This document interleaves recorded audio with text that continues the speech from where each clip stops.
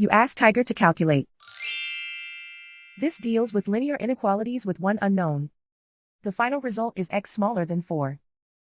Let's solve it step by step. Isolate the x. Divide both sides by -11.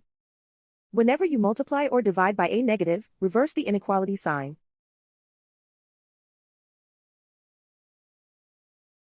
Cancel out the negatives.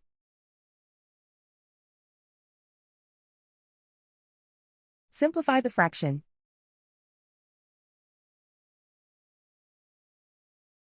Cancel out the negatives.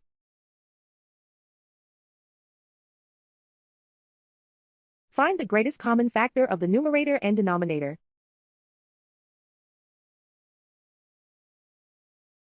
Factor out and cancel the greatest common factor.